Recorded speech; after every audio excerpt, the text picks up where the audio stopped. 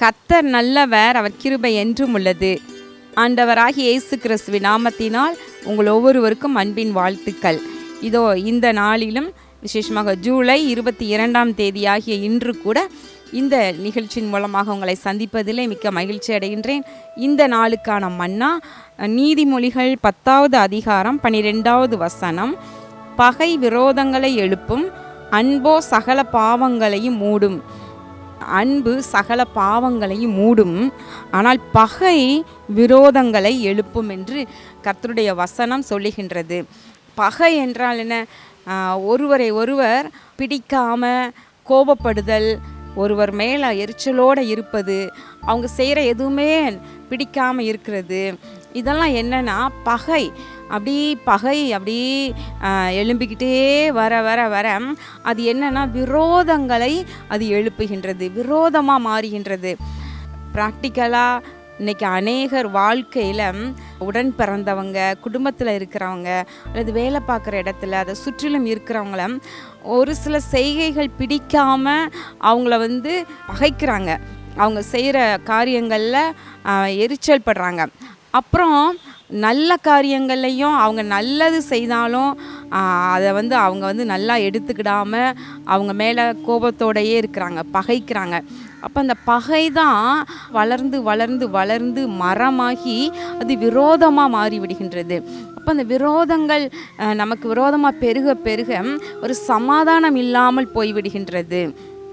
மற்றவங்க கிட்ட நீங்கள் பகை அதிகமாக வைக்காதீங்க, ஆனால் அன்போடு கூட மற்றவர்களை பார்க்கும் பொழுது அவங்க என்ன தவறு செய்தாலும் அதை அன்போடு சகிக்கக்கூடிய ஒரு உள்ளம் இருந்ததுன்னா அதான் அன்பு சகல பாவங்களையும் மூடுமா, மறைத்து கொள்ளுமா.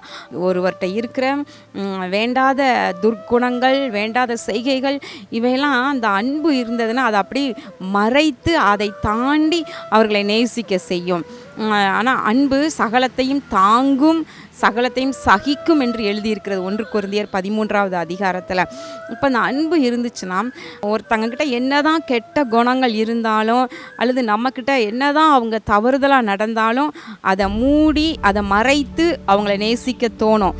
ஆனால் அதை தவறாக எடுத்து பகைத்து கொண்டே இருப்போம், ஆனால் அது விரோதமாக மாறி ஒரு நாள் அது வாழ்க்கையில் ஒரு பெரிய பிரச்சனையாக நின்றுவிடும்.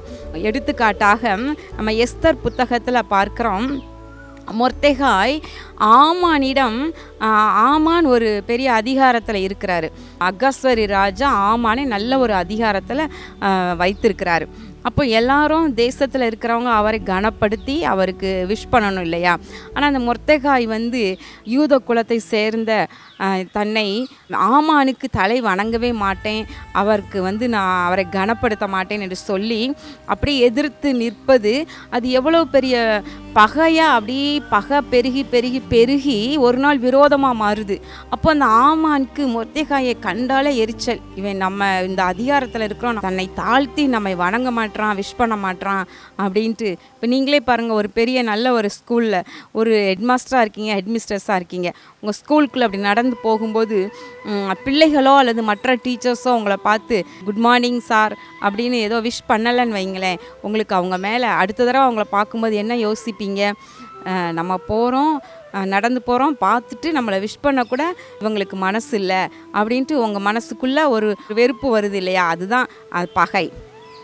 அப்போ அந்த ஆமானுக்கு மொர்தெகாய் மேலே அப்படி வெறுப்பு வருது, அப்படி பார்க்குற நேரம்லாம் அவர் மேலே ஒரு எரிச்சல் வந்துகிட்டே இருக்குது. அந்த பகை அப்படி பெருகி பெருகி ஒரு நாள் விரோதமாக மாறி ஒரு நாள் ஆமான் என்ன செய்கிறாரு, இவன் யார், இவன் என்ன குலம், என்ன கோத்திரம், இவனுடைய ஜனங்கள் யார், அத்தனை பேரையும் அழிக்கணும் அப்படின்னு சொல்லிட்டு ஒரு விரோதம் அப்படியே எழும்புது பார்த்தீங்களா? அந்த எல்லைக்கு போக விடக்கூடாது. அன்பாக யார் நம்ம மேலே அதிகாரியாக இருந்தாலும், யார் நம்ம மேலே பெரிய ஸ்தானத்தில் இருந்தாலும் அவங்கள கனம் பண்ண கற்றுக்கொள்ள வேண்டும். அவங்கக்கிட்ட இருந்து பகை சம்பாதிக்கக்கூடாது. விரோதமாக மாறிச்சுன்னா நீங்கள் சமாதானமாக இருக்க முடியாது.